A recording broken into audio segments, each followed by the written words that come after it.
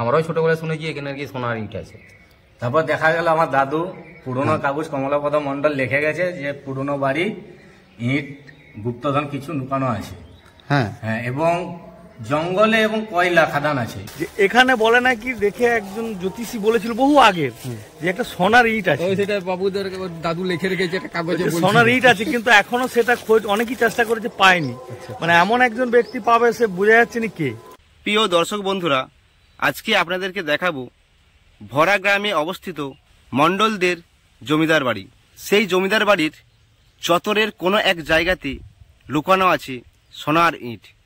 এছাড়াও সেখানের জঙ্গলে আছে নাকি কয়লার খনি।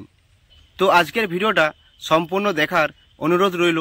ভিডিওটি সম্পূর্ণ দেখবেন, আর যদি ভালো লাগে তাহলে লাইক দিয়ে বন্ধুদের সাথে শেয়ার করে দিবেন। জমিদার রুইদাস মণ্ডলের আদি বাড়ি ছিল নাকি কতুলপুরের লাউ গ্রামে। সেই লাউ গ্রামে বসবাস থাকাকালীন দুষ্কৃতীদের হামলায় উনি গ্রাম ছেড়ে এই বাঁকুড়া জেলার ভরা গ্রামে এসে আশ্রয় নেন। তখন ওনার কাছে ধন দৌলত বলে কিছুই ছিল না, খুবই দুঃখ কষ্টে জীবনযাপন করতেন।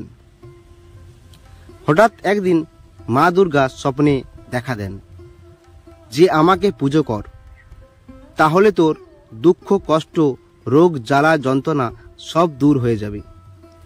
রুইদাস মণ্ডল তারপর থেকে মায়ের পুজো শুরু করে। রুইদাস মণ্ডলের বড় ছেলে গোপালচন্দ্র মণ্ডল। গোপালচন্দ্র মণ্ডল ছিলেন নাকি দয়ালু এবং বুদ্ধিমান। বর্ধমান রাজা গোপালচন্দ্র মণ্ডলের সম্বন্ধে অনেক কিছু জানতে পারায় বর্ধমান রাজা নিজে চলে আসেন এই ভরা গ্রামে। এখানে এসে গোপালচন্দ্র মণ্ডলের কাজ এবং সুন্দর ব্যবহার দেখে বর্ধমান রাজা খুবই খুশি হন। তারপর থেকে গোপালচন্দ্র মণ্ডলকে খাজনা আদায়ের এক বিশেষভাবে কাজ দেন, আর সেই কাজ থেকেই এই জমিদারিত্বর উন্নতি ঘটে। গড়ে তোলেন বিরাট জমিদারিত্ব আর প্রতিষ্ঠা করেন মা দুর্গার মন্দির সহ অনেক শিব মন্দির এবং রাসমঞ্চ।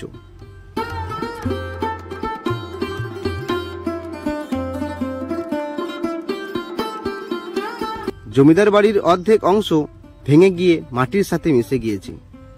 ভিতরের অংশ খুবই ভয়ানক আছে। নানা প্রজাতির গাছ সম্পূর্ণ ঝোড় জঙ্গলে পরিণত হয়েছে। বসবাস করে অনেক ধরনের বিষধর সাপ। দেখতে পাচ্ছেন পিছনে রয়েছে সেই জমিদার বাড়ি। এই জমিদার বাড়ির নিচেই রয়েছে মানে কোন একটা জায়গাতে মাটি পুঁতা রয়েছে সোনার ইট।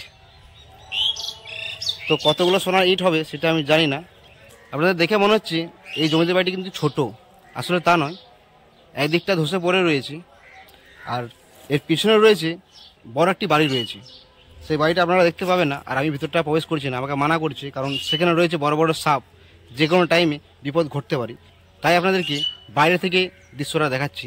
এই বাড়িটা হচ্ছে আমাদের দু ফ্যামিলির, আমার কাকা আর আমাদের। আমার দাদুরা দু ভাই, ওই রাজেন্দ্র মণ্ডল, আগে ডাক্তার ছিলেন ডক্টর রাজেন্দ্রনাথ মণ্ডল, আর দ্বিতীয় জন হচ্ছেন দেবুদা অমরেন্দ্র মণ্ডল। অমরেন্দ্র মণ্ডল হচ্ছে আরেক ভাই। ওই দাদু আর আমার দাদু একসঙ্গে থাকতেন এই বাড়িতে। এবারে যে যার পরে বাড়ি হয়ে চলে গেছেন যে যার নিজের জায়গায়, কাজের সূত্রে কর্মসূত্রে। উপর নিচ করে ভাগ করা ছিল, একটা নিচটা আমার, উপরটা হয়তো ওদের, আবার নিচটা ওদের, উপরটা আমাদের, এরকম করে। এখানে এই যে এখানে তুলসী মঞ্চ আছে এখনো, এখানে রান্না বাড়ি ছিল। এইটা হচ্ছে আমাদের আদি ফ্যামিলি, এটা পুরোটা আদি বাড়ি, এটা পুরোটা। আচ্ছা, আমার আদি ফ্যামিলি। ওই যে এগুলো সব দাদা রয়েছে, সইজে রয়েছে, সব আমাদের আদি ফ্যামিলি। আচ্ছা আচ্ছা, ওইটা আদি ফ্যামিলি।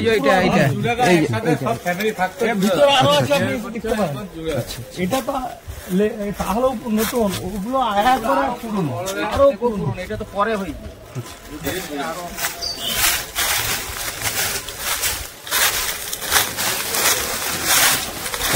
আরো পুরনো। এখানে আমাদের ঠাকুর দাদার সব জন্ম হয়েছে, মানে আমরা যেগুলো পুঁতি বললাম না, নাতির পরে পুঁতি, আমরা পুঁতি। এখন আরেকটা জিনিস কথিত আছে, বলে ফেলি, যে এখানে বলে নাকি দেখে একজন জ্যোতিষী বলেছিল বহু আগে যে একটা সোনার ইট আছে, সেটা বাবুদের দাদু লিখে রেখেছে একটা কাগজে, সোনার ইট আছে, কিন্তু এখনো সেটা খোঁজ অনেকেই চেষ্টা করেছে, পায়নি। মানে এমন একজন ব্যক্তি পাবে, সে বোঝা যাচ্ছে না কে, কার ভাগ্যে আছে সোনার ইট আছে এখানে। তো এখানে এসে সব থেকে বেশি ভালো লাগলো এই মণ্ডল পরিবারের মানুষজনের ব্যবহার। এত সুন্দর ব্যবহার, আপনারা যদি আসেন আপনাদের খুবই ভালো লাগবে। তো তার মধ্যে হঠাৎ আমার মনে পড়ে গেল এখানে একটা জানলা দেখাচ্ছি আপনাদেরকে। এই জানলাটা দেখতে পাচ্ছেন, তখনকার দিনে হয়তো কেউ না কেউ এই জানলায় বসে এই পাশের যে সুন্দর নিদর্শন সেটি দেখার জন্য এই জানলায় বসে থাকতো।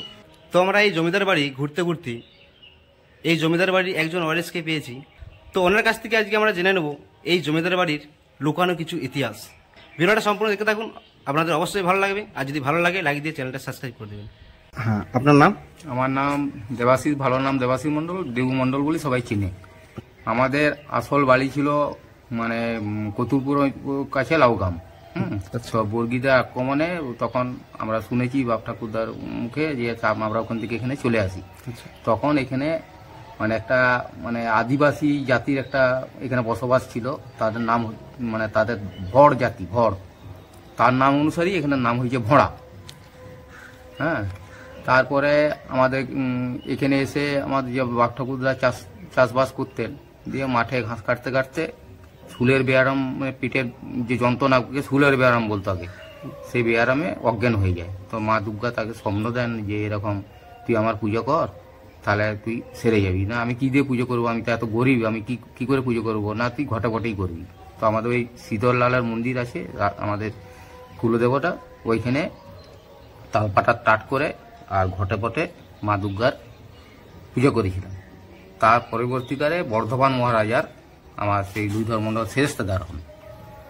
তারপরে ওনার চার ছেলে, ওনার 4 ছেলে, দুধর মণ্ডলের 4 ছেলে। এখন বর্তমানে দুর্গাপুরে 4 ভাগে ভাগ হয়েছে, বড়, মেজ, সেজ, ছোট, 4টি ফ্যামিলি, 4টি পুজো। আমরা হচ্ছি বড় মণ্ডলদের ফ্যামিলি।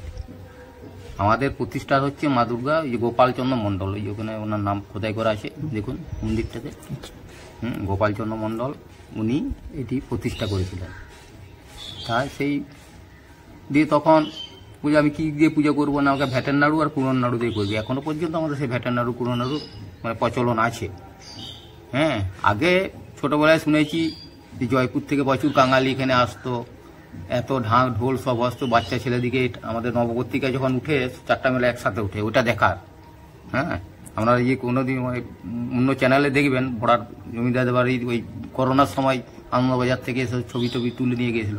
হ্যাঁ, এই সাধারণ তুলাটি আমাদের খুব দেখায়। একসঙ্গে 4টি পরিবারেরই মানে নবপত্রিকা উঠে।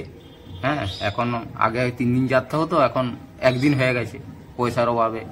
জমিদারির মানে আয় কমে গেছে, খরচা বেড়ে গেছে। পুজোর জৌলুস কমে গেছে। পুজো বলতে আমাদের নিয়ম বিধি মেনে পুজো হয়। আমাদের এই প্যান্ডেল করে পুজো যেরকম হয় ওই রকম পুজো নয়। আমাদের যে নিয়ম আছে, পাঁজিতে যে লেখা থাকবে সেই নিয়মে আমাদের পুজো হবে, এবং নিয়ম অনুসারেই পুজো হবে। এবং আমাদের সপ্তমী, অষ্টমী, নবমী, দশমী 4 দিন এবং একাদশীর দিন এই গোপাল মণ্ডলের শ্রাদ্ধ হবে। এই যে গোপাল মণ্ডল মা দুর্গার প্রতিষ্ঠাতা, ওনার শ্রাদ্ধর পরে আমরা মাছ মাংস খাবো। আচ্ছা, আমরা 5 দিন নিরামিষ। প্রতি বছর হয়? প্রতি বছর ওনার শ্রাদ্ধ হবে দুর্গা মেলাতে একাদশীর দিন। আমার দাদা করে শ্রাদ্ধ, আমার দাদা যে বয়সে বড় সে করে আর কি, আমার দাদা এখন করে। গঙ্গার এই পাড়ে এত বড় জমিদার কেশব মণ্ডল বলতে আমার বড় বাবু, মানে গোপাল মণ্ডলের মানে ছেলে কেশব মণ্ডল। এই যে আমাদের গোপাল মণ্ডল রয়েছেন, এই যে ওনার নামে এই মন্দির, ওনার ছেলে আর কি। তো এই গঙ্গার এই পাড়ে অত বড় জমিদার ছিল না। আমার বাবারা 6 ভাই, প্রত্যেকে 350 বিঘে করে জমি ভেস্ট হয়ে। 350 বিঘে? 350 বিঘে করে 6 জনের।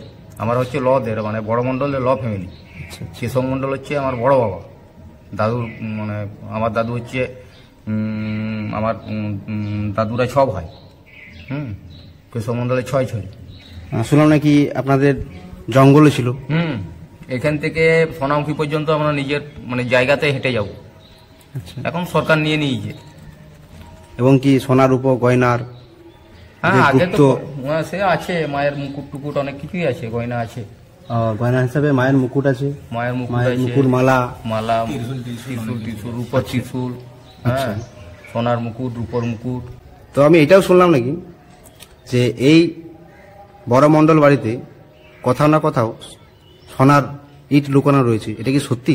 ওটা আমরাও শুনেছি, আগে ছোটবেলায় শুনেছি, গল্প কথা না সত্যি কথা ঠিক আমি বলতে পারছি না, আমরাও ছোটবেলায় শুনেছি এখানে আর কি সোনার ইট আছে। তারপর দেখা গেল আমার দাদু পুরনো কাগজ কমলাপদ মন্ডল লিখে গেছে যে পুরনো বাড়ি ইট গুপ্তধন কিছু লুকানো আছে। হ্যাঁ, হ্যাঁ, এবং জঙ্গলে এবং কয়লা খাদান আছে, ভরা জঙ্গলে কয়লা খাদান আছে, কিন্তু কোনখানে উল্লেখ করে যায়নি কমলাপদ মন্ডল। মানে জঙ্গলেতে কয়লা খাদানো রয়েছে, খাদানো আছে মন্ডল ফ্যামিলিতে, আচ্ছা, কিন্তু উল্লেখ করে নেই কত দাগ কত বলে যায়নি, লেখা আছে জাস্ট কাগজে, পুরনো কাগজে লেখা রয়েছে, আর সোনার ইট কিন্তু রয়েছে, আছে, গুপ্তধন আছে, কিন্তু কে কোনখানটা পুরো বলতে পারছে না কেউ, আমাদের আজ পর্যন্ত কেউ বলতে পারেনি, কিন্তু ঠাকুর দাদারা লিখে গেছে ওইটাই দেখা। ও তো সবাই কার ভাগ্যে আছে কিছু বলা যাবে না, হ্যাঁ, এটা কার দুঃখের ধন, হ্যাঁ কার ভাগ্যে ইয়ে আছে কেউ বলতে পারবে না। আমাদের এই কুলপুরোহিত অজিত কুমার চক্রবর্তী, উনি 94 বছর বয়সে দেহত্যাগ করলেন আর কি, হ্যাঁ হ্যাঁ, এই 3 মাস হলো গত হয়েছে। তো উনি এই আমাদের ইয়ের সম্বন্ধে ডিটেলস সব বলতে পারতেন, কিন্তু এই তো উনি নেই। হ্যাঁ, এই পরের বছর পুজোর থেকে আমাদের আফসোস লাগবে, মন খারাপ লাগবে, ওনার ফটো নিয়ে রাখবো, আর হ্যাঁ মায়ের পাশে ওনার ফটো রাখবো, যে অত বছর আমাদের পুজো করেছেন, আমাদের মণ্ডলদের মঙ্গল কামনা করেছেন উনি। আপনাদের দুজনকে অসংখ্য অসংখ্য ধন্যবাদ। আপনাদের কাছ থেকে এই জমিদার বাড়ি নিয়ে অনেক কিছু ইতিহাস জানতে পারলাম এবং আমার দর্শকদের কাছে সেই তথ্য তুলে ধরতে পারলাম। তো যাই হোক বন্ধুরা, ভিডিওটা আমি আর বেশি দীর্ঘায়ু করছি না, ভিডিওটা আমি এখানেই সমাপ্ত করছি। পরবর্তী কোনো একটা সুন্দর ভিডিওতে আপনাদের সাথে আবার দেখা হবে। তো এখনকার মতো বাই বাই।